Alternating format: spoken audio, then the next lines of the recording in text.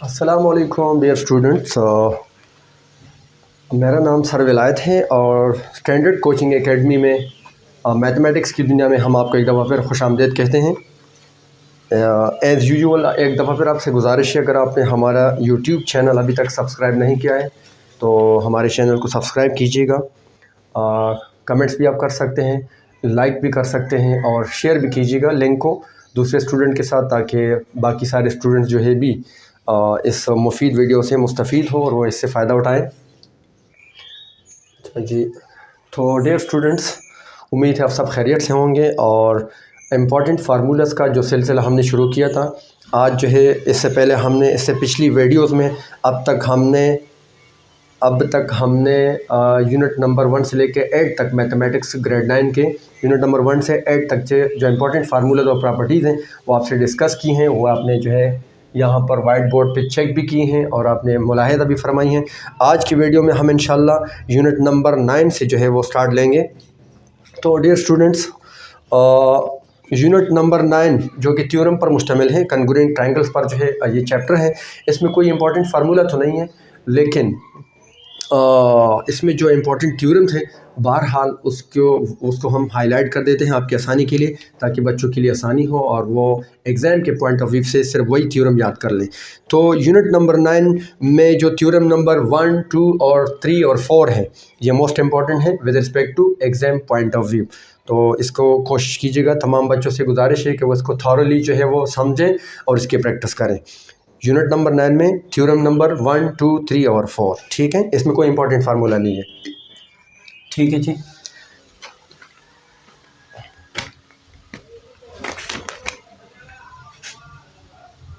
In unit number 9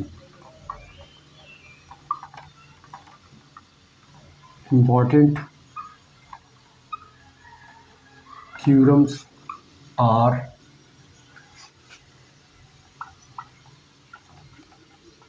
theorem number 1, 2, 3 and 4, ठीक है जी। तो ये इंपॉर्टेंट थ्योरम्स हैं, ठीक है। इसके बाद हम बढ़ते हैं यूनिट नंबर 10 की तरफ। यूनिट नंबर 10 जो है पैरेललोग्राम और ट्रायंगल्स पर हैं और इस यूनिट में जो थ्योरम इंपॉर्टेंट हैं वो आपसे डिस्कस कर लेते हैं। इसमें भी कोई इंपॉर्टेंट फार्मूला तो नहीं है, बहरहाल जो है इम्पॉर्टेंट थ्योरम्स हैं वो बच्चों के साथ डिस्कस कर लेते हैं और उसको हाईलाइट कर देते हैं ताकि बच्चों के लिए आसानी हो। तो आप लिखें in unit number 10 important theorems are. इसमें भी जो यूनिट नंबर 10 में इम्पोर्टेंट थ्योरम्स हैं याद रखो, वो है यूनिट नंबर 2, 3 एंड 4, ठीक है। यूनिट नंबर 10 में थ्योरम नंबर 2, 3 और 4 जो है वो मोस्ट इम्पॉर्टेंट है with respect to exam point of view, ठीक है जी। और उसके बाद जो है हम यूनिट नंबर 11 की अगर बात करें, यूनिट नंबर 11, तो यूनिट नंबर 11 जो है line bisectors and angle bisector पर ये जो चैप्टर है line bisector and angle bisector पर है। और इस यूनिट में जो थ्योरम इम्पॉर्टेंट है वो मैं आपको जो है हाईलाइट कर देता हूँ। यूनिट नंबर 11 में, in unit number 11 important theorems are theorem number 3 and 4, ठीक है। यूनिट नंबर 11 में इम्पॉर्टेंट थ्योरम जो है वो है यूनिट थ्योरम नंबर 3 और 4। तो बच्चों को चाहिए कि इन थ्योरम्स की जो है थॉरली प्रैक्टिस करें, इसको समझें और इसकी प्रैक्टिस करें, ठीक है। इसके बाद जो है यूनिट नंबर 12 पर आते हैं। यूनिट नंबर 12, ठीक है। In unit number 12 important theorems are. इसमें जो थ्योरम्स हैं वो हैं, और ये जो चैप्टर है ये sides and angles of a triangle है, ठीक है। और इस यूनिट में जो थ्योरम इम्पोर्टेंट है वो है 1, 2 एंड 3, ठीक है जी। हमने इसको हाईलाइट कर दिया है 1, 2 और 3, ये पहला, दूसरा और तीसरा जो थ्योरम है यूनिट नंबर 12 में वो एग्ज़ाम के पॉइंट ऑफ व्यू से जो है वो इम्पोर्टेंट है, ठीक है। उसके बाद यूनिट नंबर 13 जो है वो प्रैक्टिकल ज्योमेट्री है, ठीक है। यूनिट नंबर 13 जो है वो प्रैक्टिकल ज्योमेट्री है और इसमें ज़्यादातर जो राइट एंगल ट्रायंगल पर जो है पाइथागोरस थ्योरम जो है उसको अप्लाई किया गया है। ठीक है, प्रैक्टिकल ज्योमेट्री है और इसमें पाइथागोरस थ्योरम को राइट एंगल ट्रायंगल के ऊपर अप्लाई किया गया है। तो बच्चों को चाहिए, तमाम स्टूडेंट्स को चाहिए ग्रेड 9 के, कि वो इसकी खूब जो है वो तैयारी करें, इसको समझें, इस चैप्टर को, इस यूनिट को, और एग्ज़ाम की पॉइंट ऑफ व्यू से उसकी तैयारी कर लें जो इम्पोर्टेंट है। ठीक है, यूनिट नंबर 14 की अगर हम बात करें, यूनिट नंबर 14, तो यूनिट नंबर 14 जो है वो थ्योरम्स रिलेटेड विद एरिया से रिलेटेड थ्योरम्स हैं। ठीक है, और इस यूनिट में जो इम्पोर्टेंट थ्योरम्स हैं अब तक जो हमें मतलब बात समझ आ रही है, ठीक है, एग्ज़ाम के हवाले से, सालाना इम्तिहानात के हवाले से, जो बोर्ड के एग्ज़ाम हैं उस हवाले से तीसरा और चौथा जो थ्योरम है वो मोस्ट इम्पॉर्टेंट जो है वो समझे जाते हैं। तो बच्चों को चाहिए कि इन की प्रैक्टिस करें, इन थ्योरम्स की प्रैक्टिस करें। ठीक है, उसके बाद जो है यूनिट नंबर 15, ठीक है, यूनिट नंबर 15 जो है वो है projection of a side of a triangle.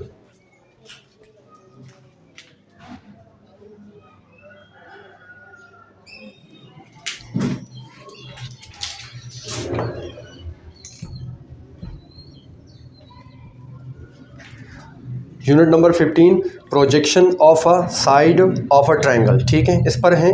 और इसमें जो है राइट एंगल ट्रायंगल जो है और पाइथागोरस थ्योरम जो है इस पर अप्लाई हो गया है। ठीक है, राइट एंगल ट्रायंगल और पाइथागोरस थ्योरम इसमें अप्लाई हो गया है। ठीक है, तो इसकी भी जो है बच्चे ख़ुद जो है जो इसमें इम्पोर्टेंट उसको लग रहे हैं, ठीक है, with respect to exam point of view वो इसकी प्रैक्टिस कर लें। ठीक है, एग्ज़ाम राइट एंगल ट्रायंगल के ऊपर जो है पाइथागोरस थ्योरम अप्लाई किया गया है। अच्छा, इससे पहले जो है एक मिस्टेक हो गई है, जो यूनिट नंबर 13 है वो प्रैक्टिकल ज्योमेट्री के ऊपर है, उसमें जो है पाइथागोरस थ्योरम अप्लाई नहीं हुआ है। ठीक है, मादरत के साथ वो गलती हो गई है। तो यूनिट नंबर 13 जो प्रैक्टिकल ज्योमेट्री है उसमें पाइथागोरस थ्योरम नहीं अप्लाई हुआ है, बल्कि जो पाइथागोरस थ्योरम अप्लाई किया गया है वो unit number 15 projection of a side of a triangle है, जो कि राइट एंगल ट्रायंगल के ऊपर है, और इस राइट एंगल ट्रायंगल में पाइथागोरस थ्योरम अप्लाई किया गया है। ठीक है,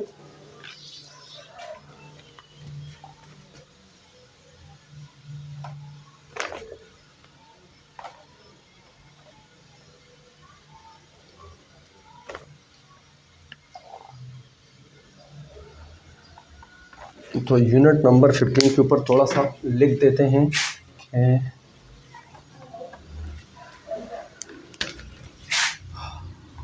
unit number 15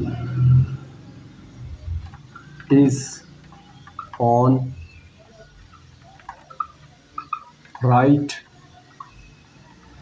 angled triangle, right angle triangle and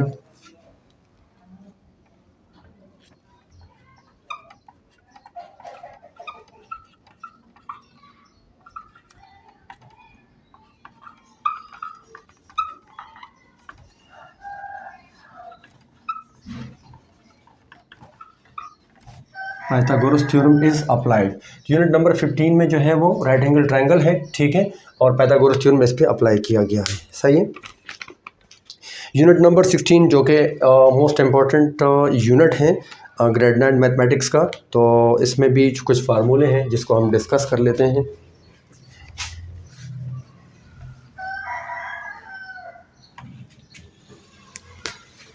unit number 16, ठीक है,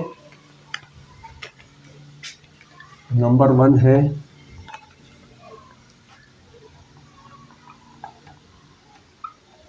फार्मूला टू फाइंड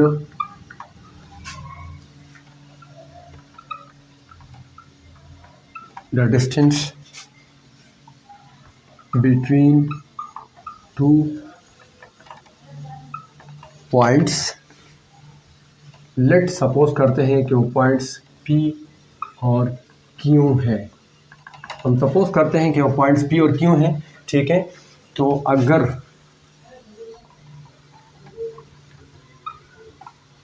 आपको किसी भी दो पॉइंट्स P और Q के दरमियान फासला मालूम करना है तो आप इसमें ये फार्मूला अप्लाई कर सकते हैं।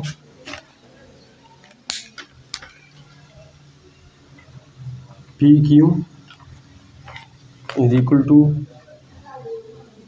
Under root x2 minus x1 का square plus y2 minus y1 का स्क्वायर। ठीक है, और अगर हम इसको मज़ीद एक्सप्लेन करें, where x1 y1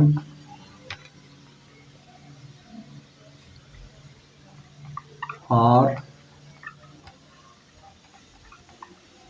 components of point P and x2 y2 are components of point Q। ठीक है, यानी ये जो x1 और y1 x2 और y2 हैं, ठीक है, ये x1 y1 जो है वो पॉइंट P के कंपोनेंट्स होंगे, xy कंपोनेंट्स होंगे। इसी तरह पॉइंट Q के जो कंपोनेंट्स होंगे वो x2 और y2 होंगे। सही है, तो ये फार्मूला जो है किसी भी दो पॉइंट्स के दरमियान जो है डिस्टेंस मालूम करने के लिए ये फार्मूला है। ठीक है,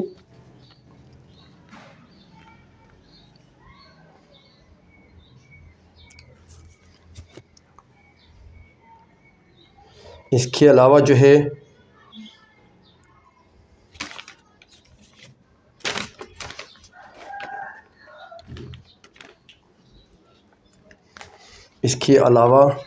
जो फार्मूला है डिस्टेंस फार्मूला, आप ये भी लिख सकते हैं,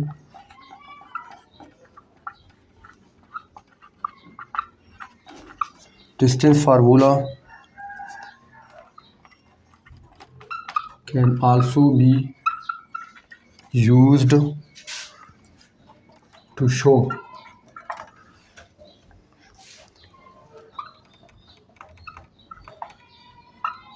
either the points are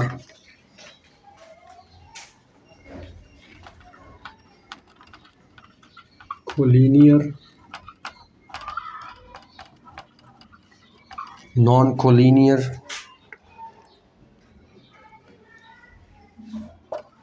ठीक है। डिस्टेंस फार्मूला हम जो है ये शो करने के लिए भी कि क्या जो पॉइंट्स है वो कोलिनियर है या नॉन कोलिनियर है उसके लिए भी इस्तेमाल कर सकते हैं। इसके अलावा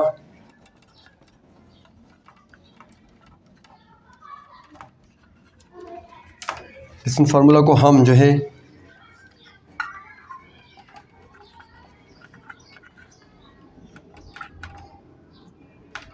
equilateral triangle,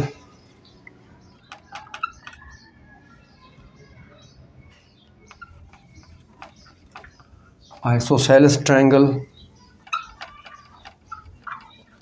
scalene triangle and right angle triangle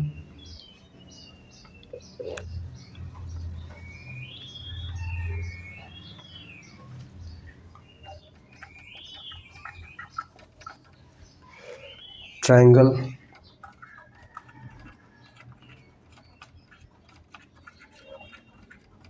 a parallelogram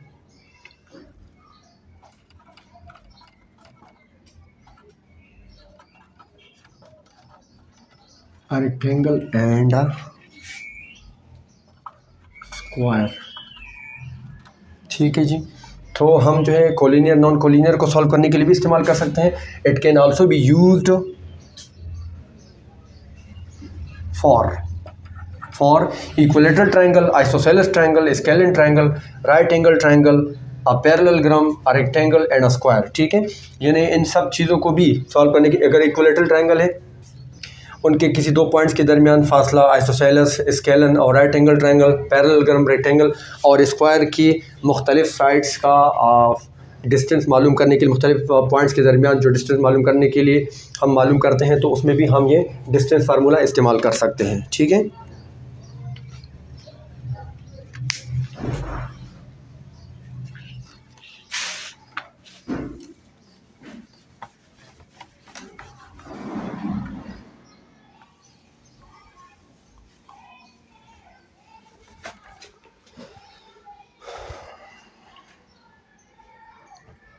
formula number 2 जो इस यूनिट में इस्तेमाल हुआ है वो है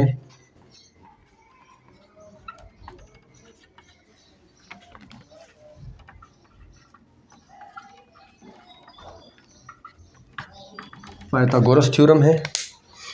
और पाइथागोरस थ्योरम जो है हम हमेशा के लिए इसको राइट एंगल ट्रायंगल के ऊपर जो है अप्लाई किया जाता है।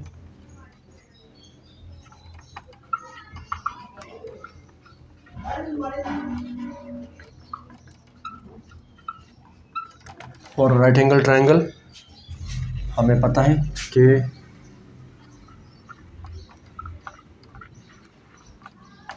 हाइपोटेनस का स्क्वायर इज इक्वल टू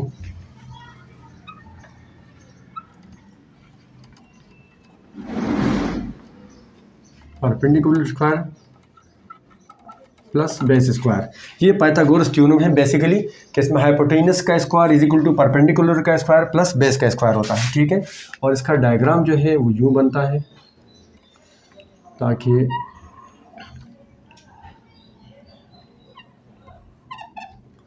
बच्चों को समझने में आसानी हो। ये 90 का एंगल होता है, यहाँ पर कोई भी एंगल बनता है थीटा। अगर हम इसको ए बोलें, इसको बी और इसको सी, ठीक है, तो इसके सामने स्मॉल सी आ जाता है, इसके सामने स्मॉल बी आ जाता है और इसके सामने स्मॉल ए आ जाता है, ठीक है। तो ये जो है इसको कहते हैं, ये बेस होता है। ये जो साइड है बी सी ये परपेंडिकुलर कहलाता है। और ये जो ए बी होता है इसको बोलते हैं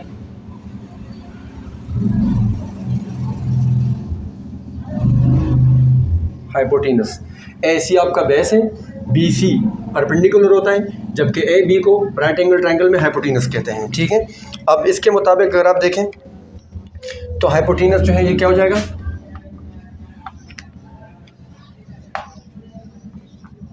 ए बी का square is equal to perpendicular क्या है,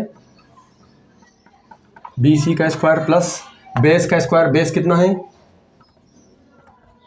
ए बी का स्क्वायर, ठीक है। और मज़ीद जो है, अब ये जो ए बी है वो हमारा सी के बराबर है। ये देखिए ये सी के बराबर हमने लिया है, तो हम इधर लिख देंगे C square is equal to B C. B C जो है हमारा परपेंडिकुलर है, ये रहा, तो ये ए के बराबर है, तो ए स्क्वायर हो जाएगा। और ए बी जो कि हाइपोटेनस है, ए बी जो कि ए सी, सॉरी ये ए सी है, ए सी जो कि हमारे बेस के बराबर है, तो बी के बराबर हो जाएगा। तो ये जो इक्वेशन है इसको पाइथागोरस थ्योरम कहते हैं। और ये राइट एंगल ट्रायंगल को सॉल्व करने के लिए इस्तेमाल की जाती है ये इक्वेशन, सही है। C square is equal to A square plus B square, ठीक है। जो तीसरा इम्पोर्टेंट फार्मूला है वो है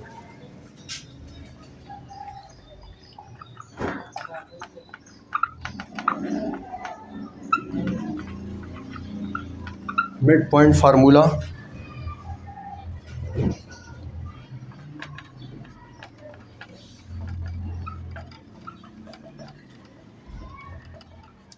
To find the midpoint,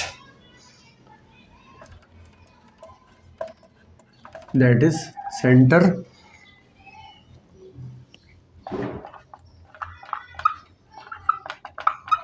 given two points। किसी भी दो पॉइंट्स का मिड पॉइंट फार्मूला इस्तेमाल करने के लिए हम जो है मिड पॉइंट फार्मूला इस्तेमाल करेंगे। ये है